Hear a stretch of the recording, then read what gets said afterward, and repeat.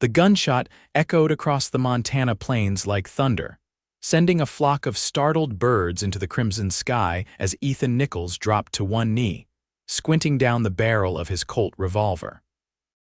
The lone wolf that had been stalking his cattle scattered away into the tall grass, and Ethan exhaled slowly, holstering his weapon. It was 1873, and another day was ending on the frontier the same as the 1,000 days before it.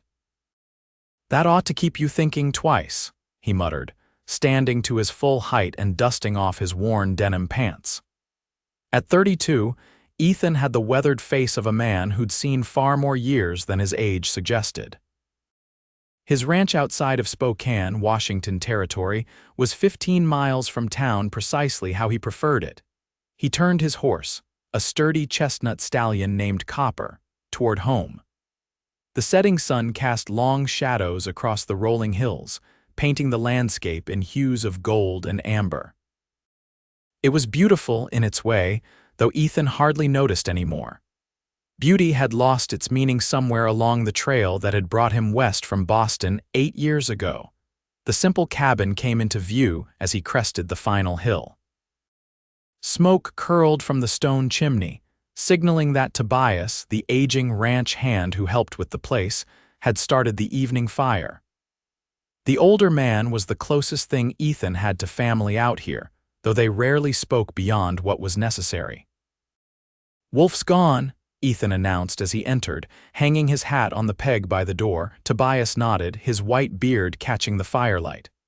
"Stew's hot." This was their ritual: brief exchanges, shared meals, then silence until dawn broke and work began anew. Ethan had ridden with cattle drives, worked mining camps, and even tried his hand at bounty hunting before settling on this patch of land. Every mile of his journey had been traveled alone, and he'd convinced himself that's how he preferred it. But sometimes, in the quiet hours before sleep claimed him, Ethan would stare at the ceiling and wonder if there was something more than this endless cycle of solitary days. 3 days later, Ethan rode into Spokane for supplies. The town had grown considerably in recent years, with the promise of the railroad bringing more settlers each month. He tied Copper outside Hargrove's general store and nodded curtly to the men gathered on the porch, playing checkers and trading stories. "Nichols," Sheriff Davies acknowledged as Ethan passed. "Haven't seen you in town for weeks." "Been busy," Ethan replied, his voice rough from disuse. Inside the store, he handed his list to Mr. Hargrove and waited as the shopkeeper gathered his supplies. The bell above the door chimed, and Ethan instinctively glanced toward the sound. What he saw made him straighten from his habitual slouch. A woman he'd never seen before entered, removing her gloves with deliberate grace. She wasn't dressed like the local women. Her clothes were too fine, though not ostentatious. She carried herself with a quiet dignity that seemed out of place in the frontier town. "Good afternoon," she greeted Hargrove. "I was told I might find some writing paper here." "Yes, madam," Hargrove replied, momentarily abandoning Ethan's order. "Just got some in from back east. Would you be Miss Langley, the new schoolteacher?" "Penelope Langley, yes," she confirmed with a smile that transformed her already striking face. "Though I've yet to have a proper classroom. The building needs considerable work before students can attend." Ethan found himself staring and quickly looked away when she glanced in his direction. He busied himself examining a display of hunting knives he had no interest in purchasing. "Mr. Nichols here might be able to help with that," Hargrove said, gesturing toward Ethan. "He's handy with tools and his ranch keeps him too isolated. Could do with some proper company." Ethan shot Hargrove a glare that would have withered a lesser man, but the shopkeeper merely chuckled. "Ethan Nichols," he said reluctantly, tipping his hat. "Penelope Langley," she replied, extending her hand. "Though it seems you already know that now." Her hand was smaller than he expected, but her grip was firm. He noticed calluses that seemed at odds with her refined appearance. "Don't believe everything Hargrove says, Miss Langley. I'm not much for carpentry." "That's not true," Hargrove protested. Who built that fine stable behind your cabin, and the addition to Widow Jenkins' place after the fire? Penelope raised an eyebrow. It sounds like you're being modest, Mr. Nichols. It sounds like Hargrove's trying to volunteer my services without asking, Ethan countered, though without his usual edge. The town council has set aside funds for repairs, she explained. I'm simply looking for someone reliable. Something in her direct gaze made Ethan uncomfortable. Most people in town had learned to give him wide berth, accepting his taciturn nature as part of the package. This woman looked at him as though she expected more. I'll think about it, he said finally, collecting his supplies from the counter. Good day, Miss Langley. Outside, Ethan secured his purchases to Copper's saddle, irritated by the encounter. He'd worked hard to establish his solitude, to convince everyone, including himself, that he preferred his own company. One conversation with a schoolteacher shouldn't leave him feeling so unsettled. Yet as he rode back toward his ranch, the image of Penelope Langley's intelligent eyes and composed demeanor stayed with him, like a splinter too deep to extract. A week passed, and Ethan tried to forget about the schoolteacher. He mended fences, tracked down a stray calf, and pretended the conversation at Hargrove's hadn't affected him. But on the 8th day, as he was repairing a broken wagon wheel, Sheriff Davies rode up to his property. "Morning, Nichols," the lawman called, dismounting. "Got a proposition for you." Ethan straightened, wiping his hands on a rag. "Not interested in deputizing, if that's what you're here for," Davies laughed. "No, nothing like that. Town council's offering good money for someone to fix up the schoolhouse. Most of the men in town are busy with the railroad preparations or their own affairs. Thought you might be interested." "Why would I be interested in that?"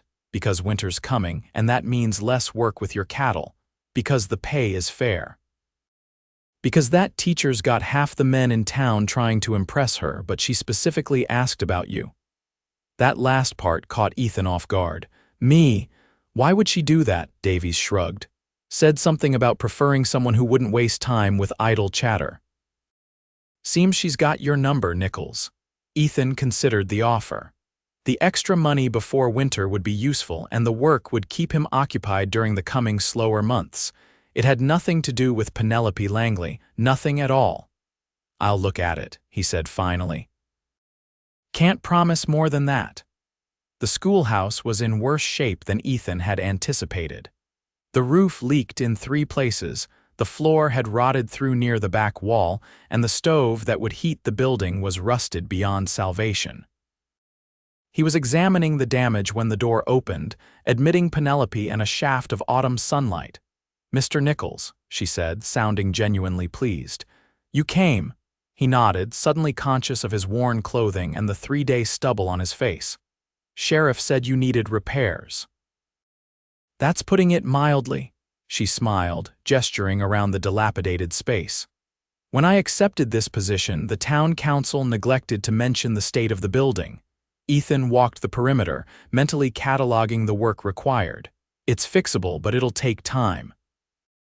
2 weeks, maybe 3, working most days.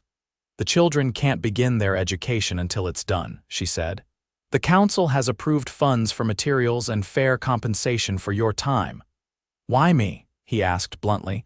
"There are men in town who'd be easier to work with." Penelope considered him for a moment. "Because Mr. Hargrove said you do quality work. Because Sheriff Davies said you're honest. And because I'd rather work with someone who doesn't feel compelled to fill every silence with meaningless conversation." Her frankness surprised him. "You're direct, Miss Langley." "I've found it saves time," she replied. "Will you help us, Mr. Nichols?" Something in her steady gaze made refusal impossible. "I'll start tomorrow. Have the materials delivered by noon." She smiled then, a genuine expression that reached her eyes. "Thank you, Mr. Nichols. I believe we'll work well together." Ethan wasn't so sure about that, but he found himself nodding anyway. The next day, Ethan arrived early with his tools and began tearing up the rotted floorboards. He'd been working for about an hour when Penelope arrived, carrying a basket and a stack of books. "Good morning," she greeted, setting her things on the teacher's desk, one of the few pieces of furniture that wasn't completely decrepit. "I thought I might work on my lesson plans while you're here." "I hope that won't disturb you." "It's your schoolhouse," he replied with a shrug. They fell into a rhythm over the next few days. Ethan would work on the most pressing repairs, while Penelope sat at her desk, organizing her curriculum and occasionally making notes about additional improvements she hoped to implement.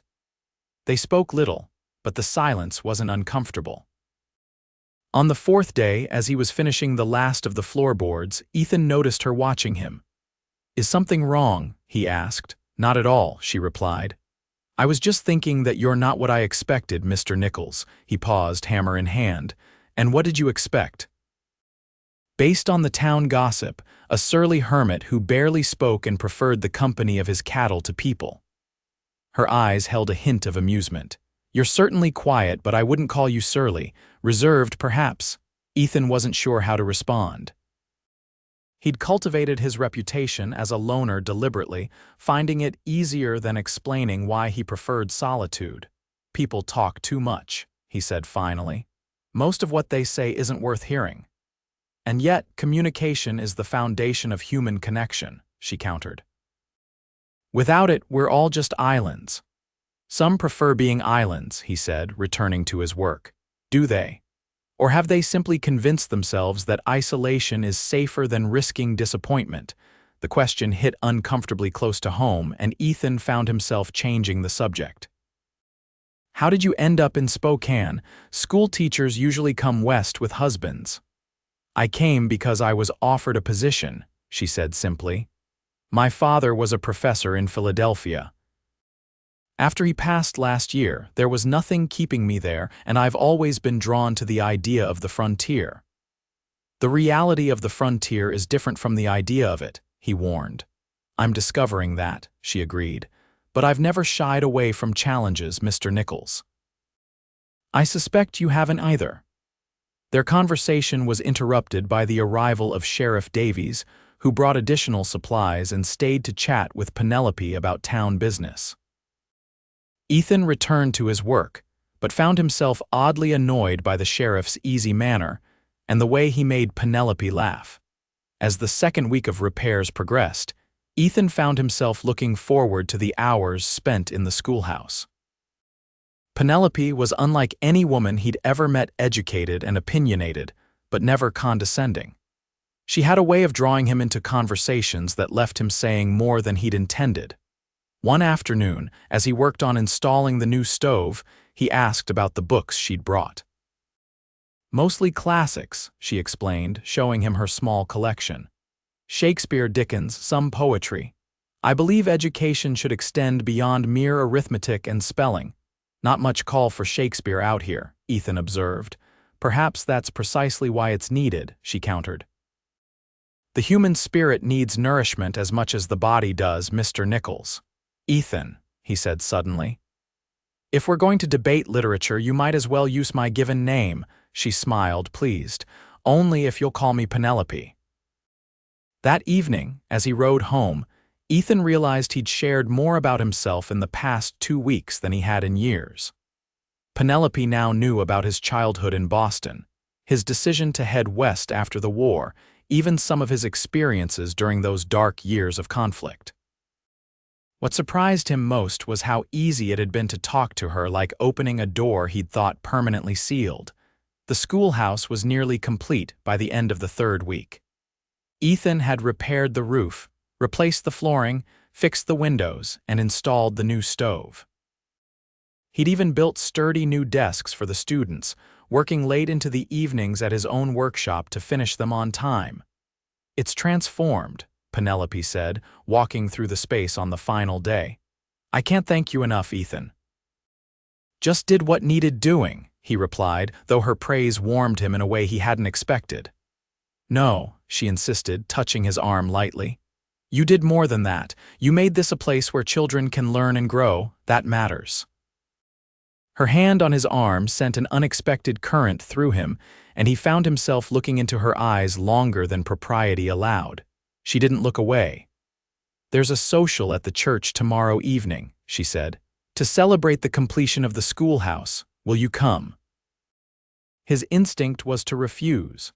He hadn't attended a town social in years, preferring to avoid the curious stares and whispered comments, but something had shifted these past weeks. I might, he said cautiously, if I finish my chores in time. Her smile was worth the discomfort he anticipated. I hope you do. The social was already in full swing when Ethan arrived the following evening. He'd bathed carefully and worn his one decent shirt, feeling self-conscious as he tied Copper to the hitching post outside the church.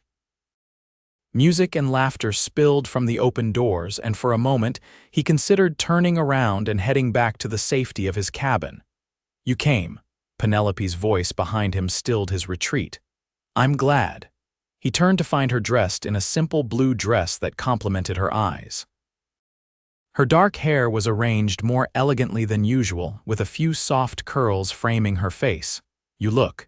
He searched for the right word, nice. Her smile suggested she understood all the words he couldn't say. Thank you, shall we go in? The church hall had been transformed with lanterns and autumn decorations. Tables along one wall held platters of food, while a small group of musicians played near the front. Several people stopped their conversations to stare as Ethan entered with Penelope, but she seemed not to notice. Would you like some punch? She asked, guiding him toward the refreshment table. Sure, he replied, grateful for something to do with his hands. Sheriff Davies approached as they sipped their drinks. Nichols, didn't expect to see you here. Miss Langley must be persuasive. The schoolhouse is finished, Ethan said stiffly. Seemed appropriate to see it celebrated. And you did such fine work, Penelope added. Everyone's been commenting on it.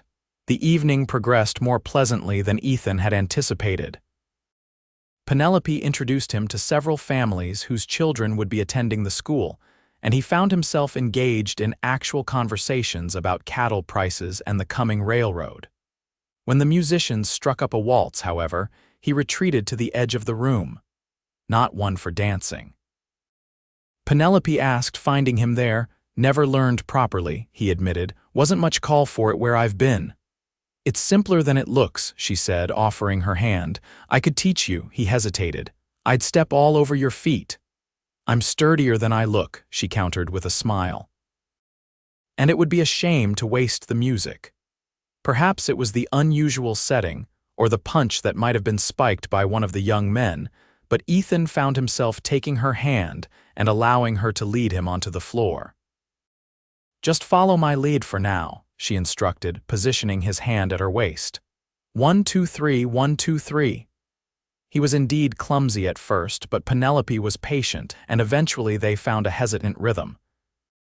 Being this close to her, he could detect the faint scent of lavender in her hair and see the light dusting of freckles across her nose that he'd never noticed before. See, you're a natural, she encouraged as they completed a turn without incident.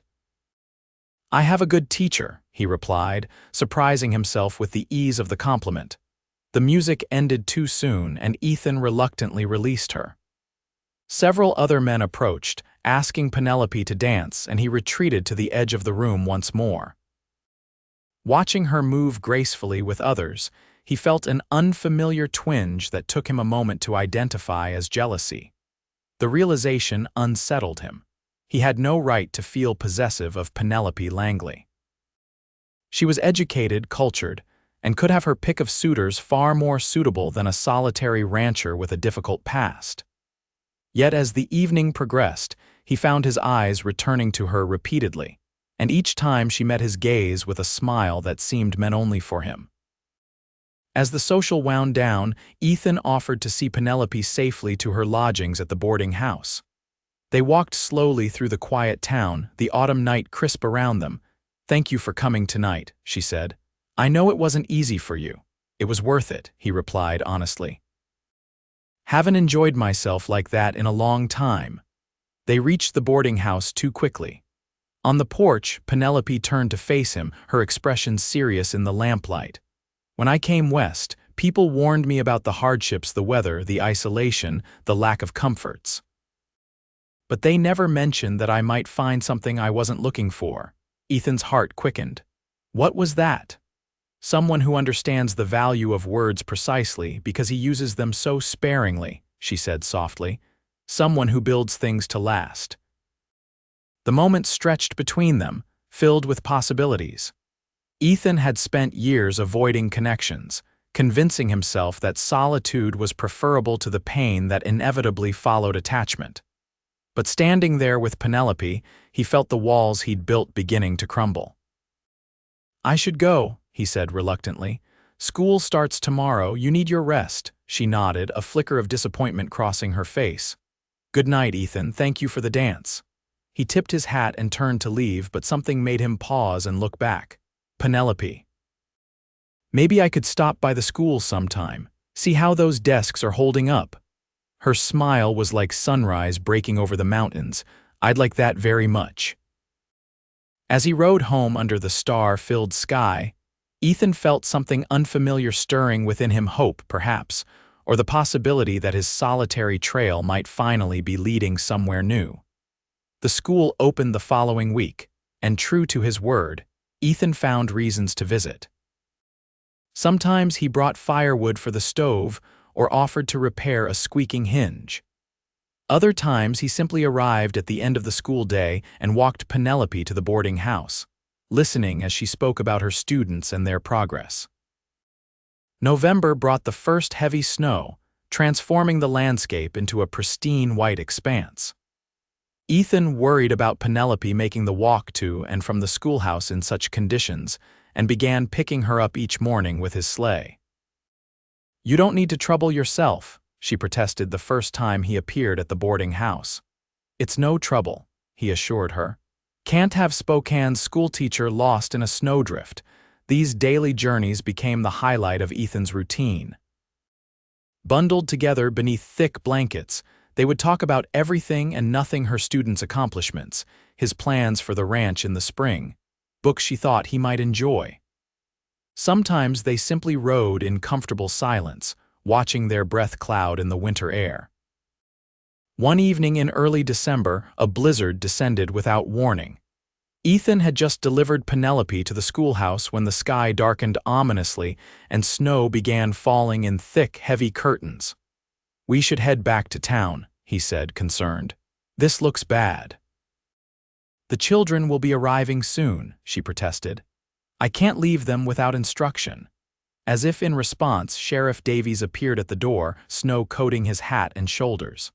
"No school today, Miss Langley. I'm going door to door telling folks to stay home." Storms moving in fast from the north. "The children are all being kept home," he assured her. "Now you two best get somewhere safe before this gets worse." Outside, the wind had picked up, driving the snow horizontally. Visibility had deteriorated rapidly, and Ethan knew they'd never make it back to town safely.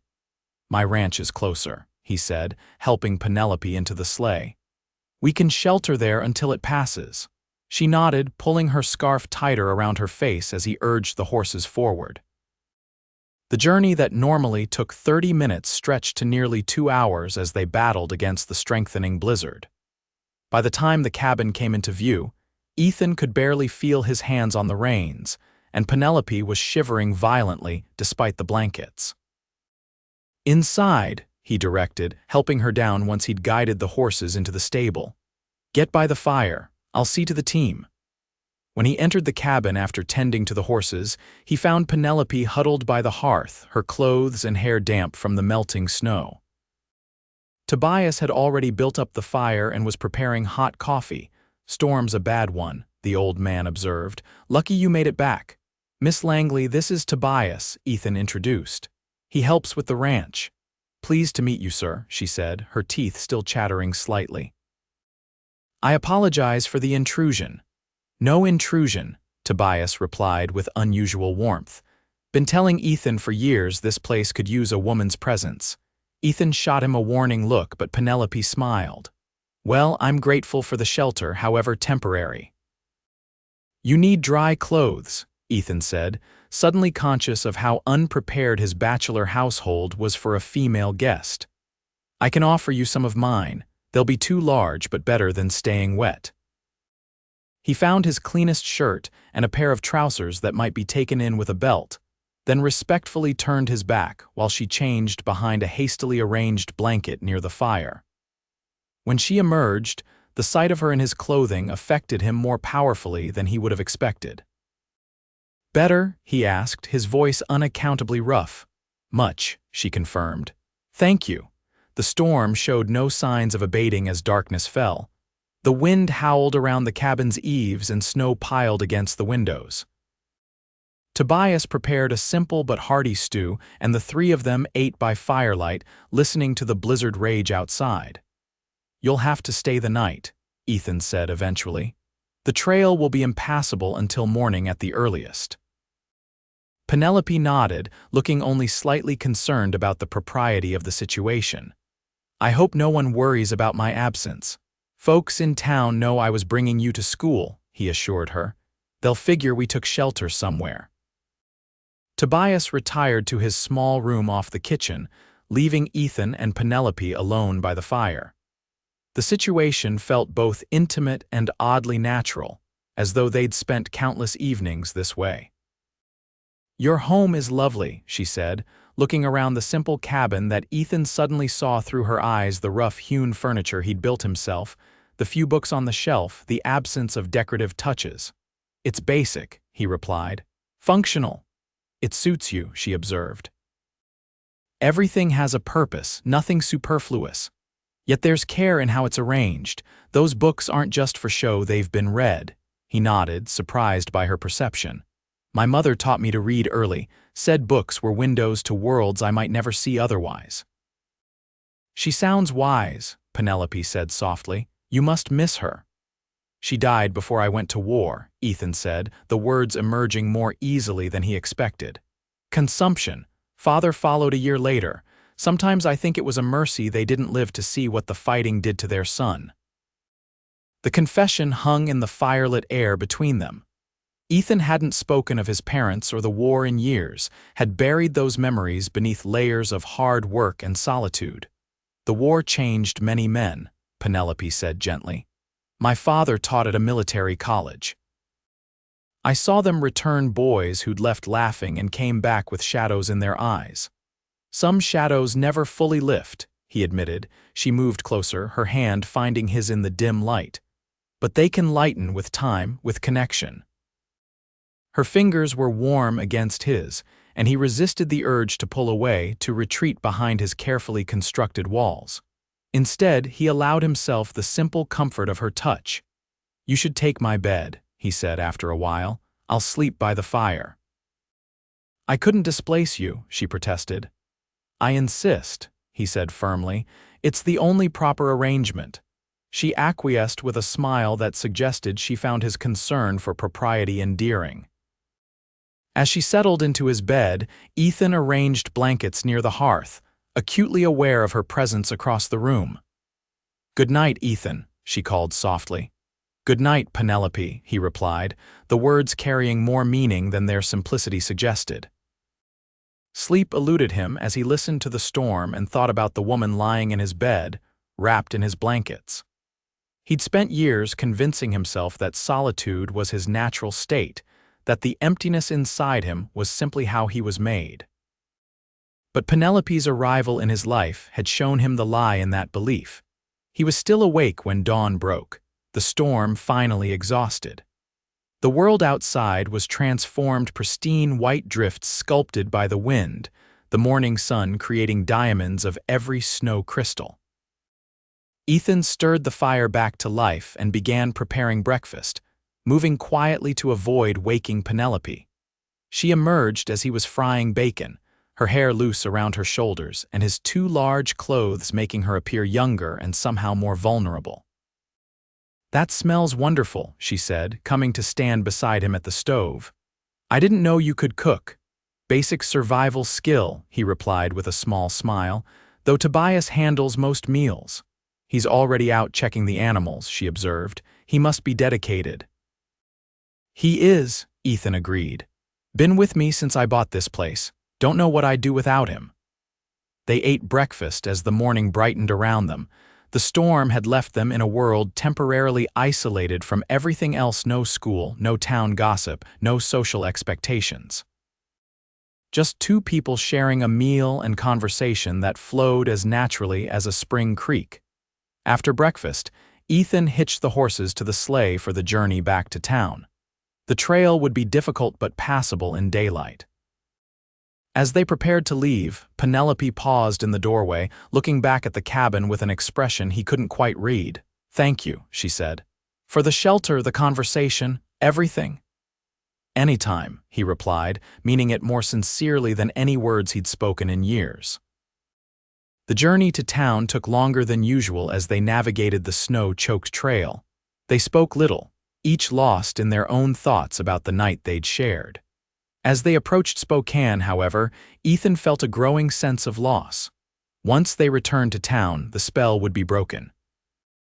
Penelope would resume her position as the respected schoolteacher, and he would return to his solitary existence.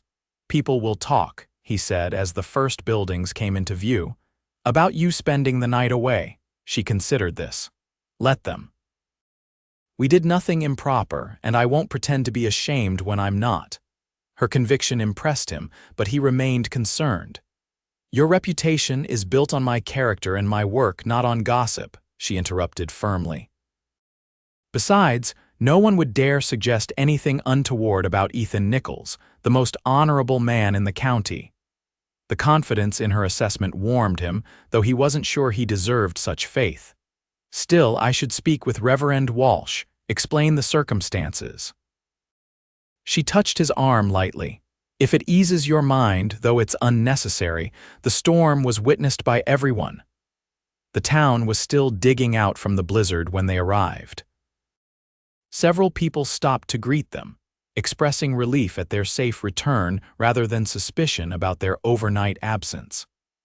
Sheriff Davies confirmed that everyone in town had weathered the storm without serious incident, though several outlying farms had yet to report in. "I should get back to the boarding house and change," Penelope said as Ethan helped her down from the sleigh outside the sheriff's office. "School will resume tomorrow, assuming the roads are passable. I'll check on you later," he promised. "Make sure you've got enough firewood." She smiled, her eyes holding his for a moment longer than necessary. "I'll look forward to it." As she walked away, Ethan became aware of Sheriff Davies studying him with undisguised interest. "Something's different about you, Nichols," the lawman observed. "Never seen you look at anyone the way you look at her." Ethan adjusted his hat, uncomfortable with the scrutiny. "Just making sure she's safe," Davies chuckled, "if that's what you want to call it." His expression grew more serious. "She's a fine woman. Too fine to keep at arm's length if you care for her." The comment struck closer to home than Ethan would have liked. "Got to see to my horses," he said, turning away, but as he led the team toward the livery, he knew the sheriff was right. Something had changed during that snowbound night, or perhaps it had been changing ever since Penelope Langley walked into Hargrove's store and extended her hand to him. The walls he'd built around himself had developed cracks, and through them, light was beginning to shine. That evening, Ethan returned to town as promised, bringing extra firewood to the boarding house. Mrs. Henderson, the proprietor, gave him a knowing look as she directed him to stack it on the back porch. "Miss Langley's in the parlor," she informed him. "Reading as usual." "That woman goes through books faster than anyone I've ever known." Ethan found Penelope exactly where Mrs. Henderson had indicated, curled in a chair near the window with a leather-bound volume in her hands. She looked up as he entered, her face brightening. "Ethan." "I wasn't sure you'd make it back to town tonight." "Said I would," he replied simply, settling into the chair opposite her. "How are you feeling after yesterday's adventure?" "Quite well," she assured him. "Though I've had to field numerous questions about our harrowing ordeal from Mrs. Henderson and the other boarders." He tensed. "What did you tell them?" "The truth that we were caught in the storm, took shelter at your ranch, and were perfectly comfortable and proper throughout." Her eyes held a hint of amusement. "I may have embellished the danger slightly to satisfy their appetite for drama." Despite himself, Ethan smiled. "Wouldn't want to disappoint them." They talked quietly for nearly an hour, mindful of Mrs. Henderson's occasional passes through the parlor on transparent errands. As the clock chimed 9, Ethan reluctantly stood to leave. "School tomorrow?" he asked. "Yes, assuming the children can make it through the snow," she confirmed. "Will I see you?" The question held more meaning than its simple words suggested. Ethan found himself at a crossroads. He could retreat back to his solitary existence, or he could acknowledge the connection that had formed between them. "I'll bring the sleigh," he said finally. "Easier for you to get to school that way." Her smile told him he'd made the right choice. "I'd appreciate that." Outside in the crisp night air, Ethan paused to look up at the stars. They seemed brighter somehow, as though the storm had washed the sky clean. For the first time in years, he felt something that took him a moment to identify: anticipation for the day to come. The following weeks established a pattern. Ethan would bring Penelope to school each morning and return in the afternoon to escort her home. On Saturdays, he would often find reasons to be in town, and they would share a meal at the hotel dining room or walk along the newly cleared streets, talking about books she'd lent him or his plans for expanding the ranch in the spring. Christmas approached, bringing with it preparations for the town's annual celebration. Penelope was deeply involved in organizing the school pageant, while Ethan found himself roped into helping build the stage and sets. "You realize people are talking," Tobias commented one evening as they ate dinner, "about you and the schoolteacher." Ethan concentrated on his stew. "People always talk." "Different kind of talk this time," the older man observed, "wondering when you're going to make it official." "Official?" Tobias fixed him with an exasperated look. "Don't play dumb, boy. It doesn't suit you. You've been courting that woman for weeks now, whether you call it that or not." The word courting made Ethan uncomfortable, though he couldn't deny the accuracy. His feelings for Penelope had grown steadily stronger, but he'd carefully avoided putting a name to them or considering what future they might share. "She deserves better than me," he said quietly. "Someone educated, cultured, not a rancher with nightmares and scars." "Seems to me that should be her decision," Tobias replied. "And from what I've seen, she's already made it." The conversation lingered in Ethan's mind as Christmas Eve approached. The town was transformed with greenery and ribbons, and excitement built for the evening's festivities. The school pageant would be followed by a community supper and gift exchange at the church. Ethan had agonized over what to give Penelope. Nothing seemed adequate to express what she had come to mean to him. Finally, he had settled on something personal: a small wooden box he'd crafted himself, with intricate carvings of wildflowers around the edges. Inside, he placed a delicate silver locket he'd purchased on his last trip to the larger town of Missoula. The schoolhouse was packed for the pageant. Parents and townspeople crowded onto benches to watch the children perform the nativity story. Ethan stood at the back, his height allowing him a clear view of Penelope as she directed the proceedings, her face glowing with pride in her students. Afterward, as everyone moved toward the church for the supper, Penelope found him in the crowd. "What did you think?" she asked, her cheeks flushed with excitement. "It was perfect," he said honestly. "You've done wonders with those children." "I couldn't have done it without your help on the sets," she replied. "Come, let's get to the church before all the good food is gone." The church hall was festive with candles and evergreen boughs. Tables groaned under platters of food, and the community spirit was palpable as people shared the holiday meal. Ethan found himself drawn into conversations more easily than ever before, no longer the solitary figure on the periphery, but a recognized part of the community. As the evening wound down and gifts were exchanged, he grew increasingly nervous about his offering to Penelope. What if she found it too forward?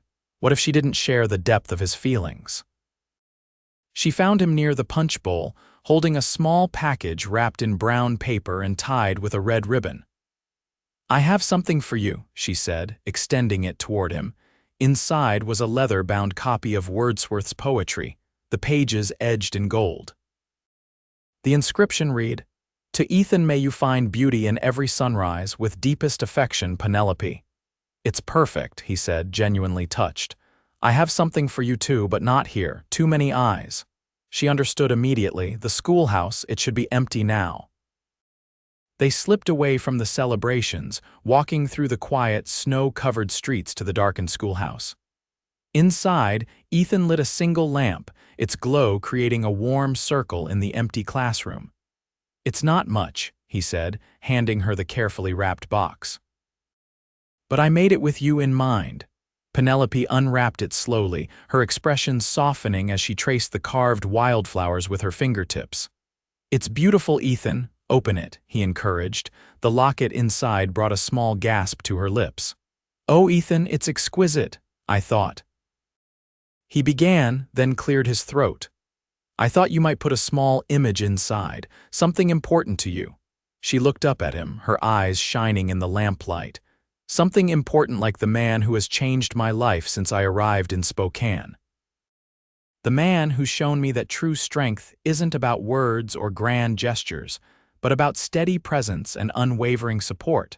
The directness of her words left him momentarily speechless.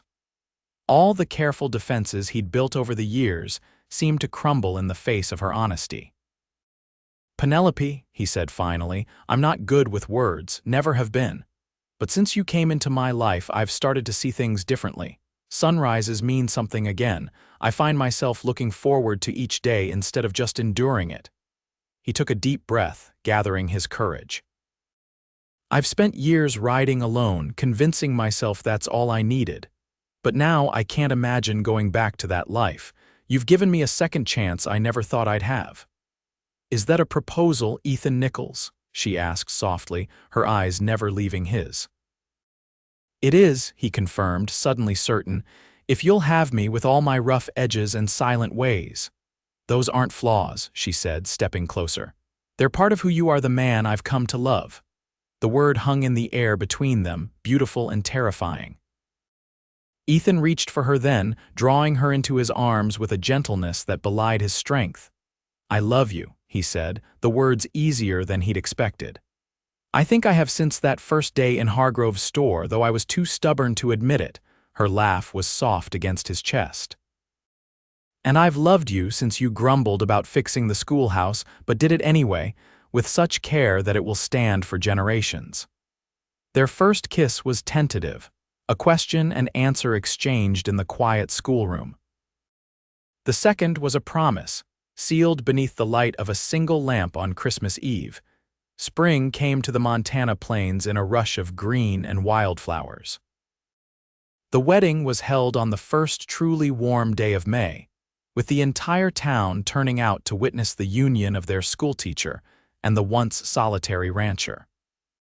Tobias stood as Ethan's best man, beaming with paternal pride as the couple exchanged vows in the church where they had danced for the first time. I promise to cherish each sunrise as a gift, Ethan vowed, his voice steady and sure. And to walk beside you through all the days to come, no longer alone. Penelope's answering promise was equally heartfelt. I promise to honor your silences and celebrate your words, to build a life of meaning and purpose with you, and to remind you always that second chances are the sweetest kind. That evening, as they sat on the porch of the expanded cabin that would now be their home, watching the sunset paint the western sky in shades of gold and crimson, Ethan marveled at the journey that had brought them to this moment. Did you ever imagine this? He asked, his arm around his wife's shoulders. When you decided to come west, Penelope leaned into him, her head resting comfortably against his chest. Not specifically. I hoped for purpose, for a meaningful life. I never expected to find someone who would make every day an adventure, even the quiet ones. I was so certain I'd always be alone, he admitted, had myself convinced it was better that way. She looked up at him, her expression serious. And now I know better, he said simply. Every sunrise is a second chance, and I intend to make the most of each one. As twilight deepened around them, Ethan Nichols looked out across the land he'd once seen as merely a place to hide from the world. With Penelope beside him, It had transformed into something else entirely: a home, a future, a promise of days filled with purpose and nights wrapped in belonging. The lone trail he had ridden for so long had finally led him where he needed to be.